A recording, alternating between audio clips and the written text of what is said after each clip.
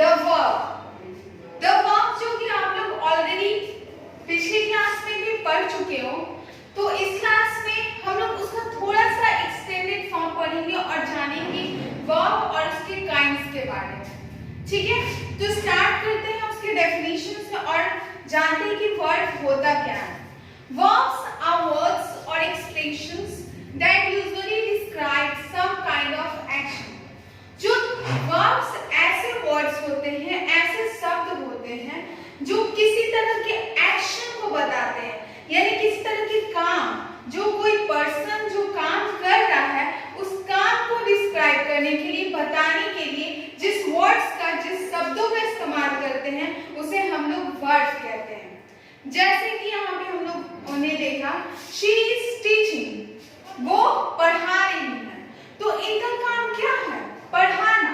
तो टीचिंग जो वर्ड है वो डिस्क्राइब कर रहा है कि ये कौन सा वर्क कर रही है, ये पढ़ा रही है, तो इसको डिस्क्राइब करने के लिए वर्ड टीचिंग है, इसलिए टीचिंग एक वर्ड है।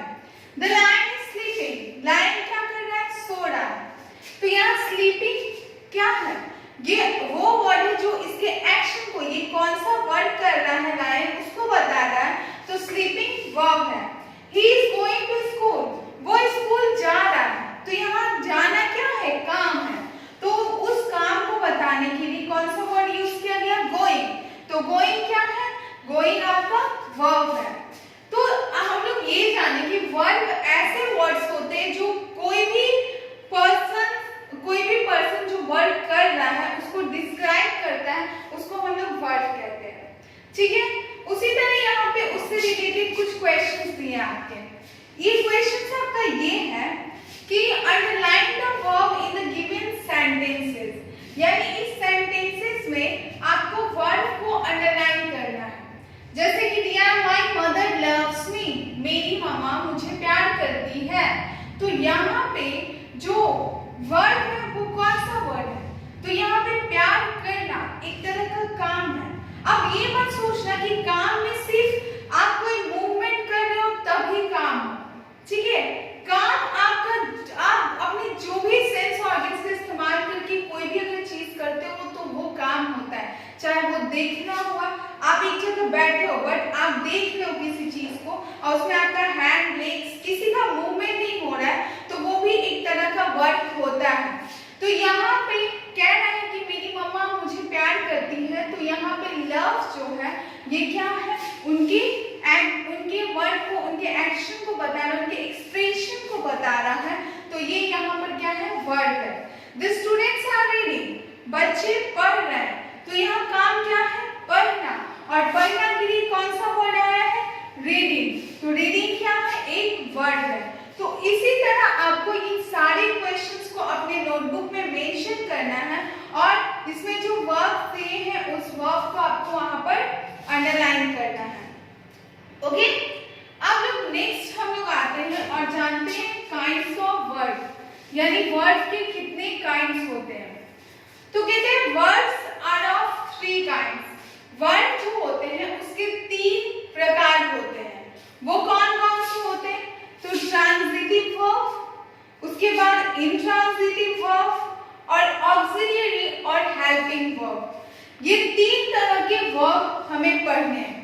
अब वन बाय वन हम लोग देखते हैं कि ट्रांजिटिव वर्ब क्या होते हैं, इंट्रांजिटिव वर्ब क्या होते हैं और ऑक्सिलियरी और हेल्पिंग वर्ब क्या होते हैं। ओके, तो स्टार्ट करते हैं with the transitive verb. Transitive verb से हम लोग स्टार्ट करते हैं और जानते हैं कि ट्रांजिटिव वर्ब क्या होता है। The verb which needs an object to complete its meaning is called a transitive verb. क्या है? ट्रांजिटिव वर्ब वो वर्ब होते हैं जिनको ऑब्जेक्ट की जरूरत पड़ती है अपने मीनिंग को कंप्लीट करने के लिए, यानी कि अपने मतलब को पूरा करने के लिए, तो उसी को हम लोग क्या कहते हैं? ट्रांजिटिव वर्ब कहते हैं। तो स्टूडेंट्स, इससे पहले आपने सेंटेंस पढ़ा होगा, ठीक है?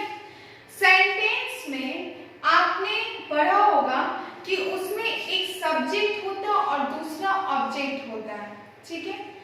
तो यहाँ पर आपको क्या करना है कि ये देखना है कि इस सेंटेंस में ऑब्जेक्ट है या नहीं। अगर ऑब्जेक्ट है उस वर्ब के आगे तो वो जो सेंटेंस होगा तब वो वर्ब क्या कहलाएगा, ट्रांजिटिव वर्ब। अगर ऑब्जेक्ट नहीं है तब वो वर्ब क्या कहलाएगा, इंट्रांजिटिव वर्ब। जैसे कि यहाँ पे देखिए, कविता रीड्स अ बुक, कविता एक बुक पढ़ रही है। तो इसमें हम लोग देख रहे हैं कविता जो कि क्या कर रहा है, एक एक्शन कर रही है। तो ये क्या है, सब्जेक्ट है, ठीक है, ये सब्जेक्ट है। अब वो ये सब्जेक्ट जो है ये क्या काम कर रही है, पढ़ने का काम कर रही है, रीड करने का काम कर रही है। तो रीड क्या है, वर्ब है, ठीक है। लेकिन क्या पढ़ रही है, तो वो एक बुक पढ़ रही है। यहाँ पे बुक क्या है, ऑब्जेक्ट है। तो आप देख रहे हो कि इस सेंटेंस में ऑब्जेक्ट आया है, यानी कि इस सेंटेंस में वर्ब को इस ऑब्जेक्ट की जरूरत पड़ी है अपने मीनिंग को कंप्लीट करने के लिए। तो ये वर्ब क्या कहलाएगा, ट्रांजिटिव वर्ब कहलाएगा।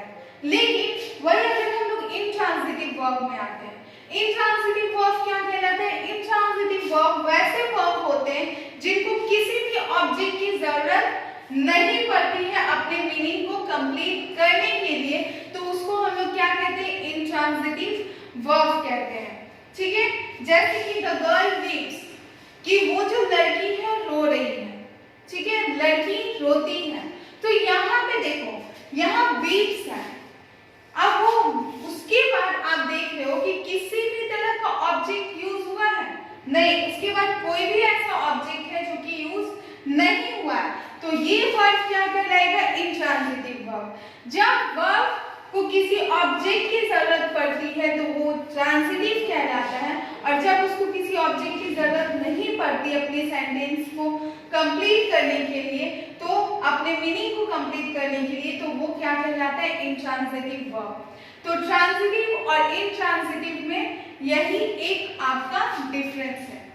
उसके बाद आता है आपका auxiliary or helping verb. But auxiliary or helping verb जानने से पहले हम लोग मेन वर्ब के बारे में जानेंगे कि मेन वर्ब हम लोग किसको कहते हैं। ओके, तो देखो, a verb which expresses a meaning of its own is called a principal verb or main verb। Main और प्रिंसिपल वर्ब के बारे में यही था कि वो वर्ब जो अपने मीनिंग को खुद ही कंप्लीट कर लेता है, मतलब कि उसको किसी और चीज की जरूरत नहीं होती अपनी मीनिंग को कंप्लीट करने के लिए, बल्कि word which expresses the meaning of its own, जो अपने मीनिंग को खुद ही एक्सप्रेस कर सकता है, तो उसको प्रिंसिपल वर्ब कहते हैं या फिर इसको मेन वर्ब कहते हैं। जैसे कि आई हैव अ कैमरा, मेरे पास एक कैमरा है। तो यहाँ पे वर्ब क्या है, यहाँ पे वर्ब हैव है। तो ये हैव लो अकेले ही अपने मीनिंग को क्या किया, यहाँ पे कंप्लीट कर दिया है कि मेरे पास एक कैमरा है, और इसको किसी दूसरे वर्ड की जरूरत नहीं पड़ी है अपने मीनिंग को कंप्लीट करने के लिए। तो ये मेन वर्ब है। उसी तरह डॉग बार्क्स, डॉग क्या कर रहे हैं, भौंकते हैं।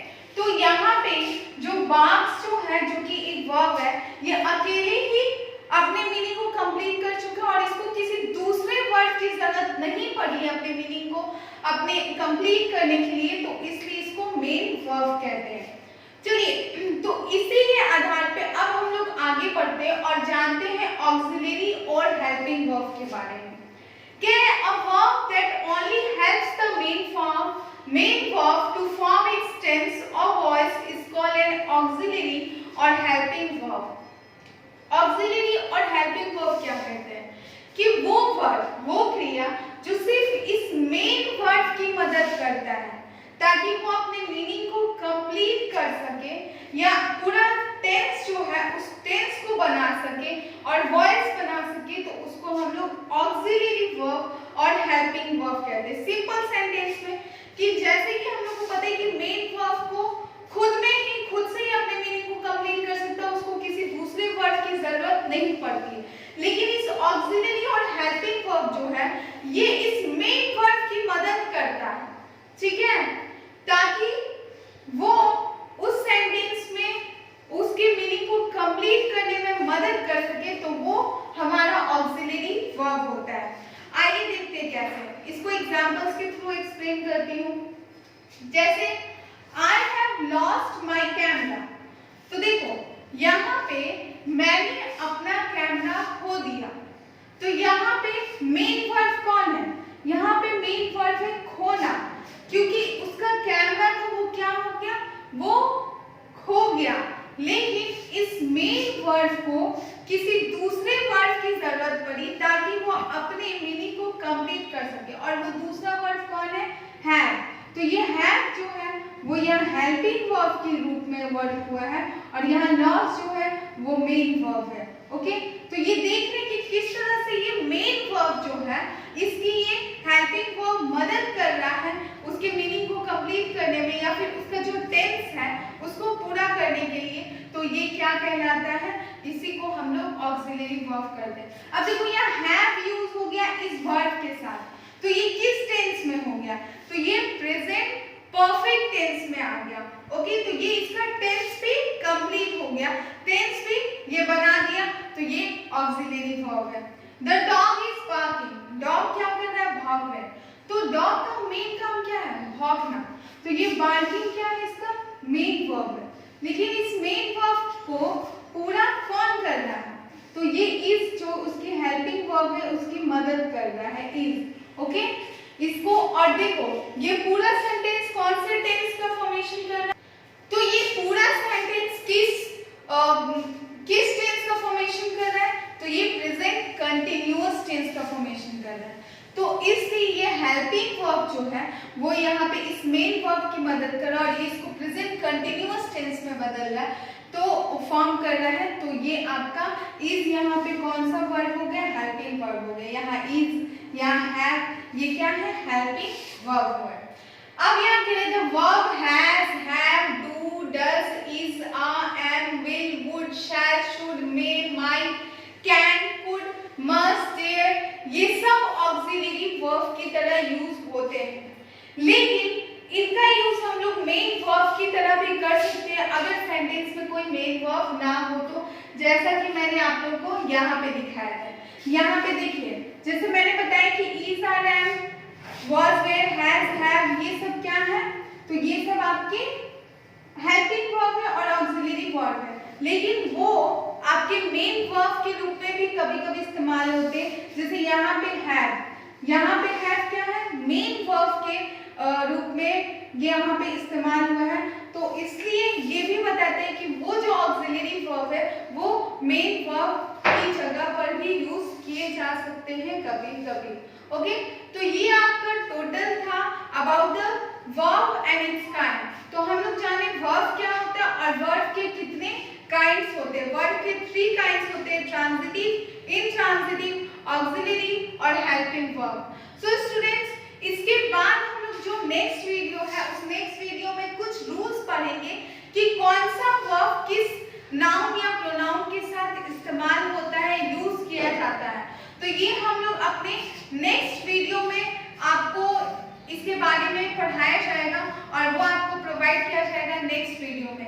तब तक इतने आप जो अभी वर्ब और उसके काइंड्स जो मैंने अभी पढ़ाए उसके अकॉर्डिंग जो भी बुक में बुक वर्क है उसको कंप्लीट कीजिए, और इस वीडियो को आप बार-बार देखिए। अगर आपको कुछ नहीं समझ में आता और कंफ्यूजन है तो आप अपने लाइव क्लास के थ्रू अपने डाउट्स क्लियर कर सकते हैं और अपने व्हाट्सएप ग्रुप पर भी पूछ सकते हैं। Thank you all of you.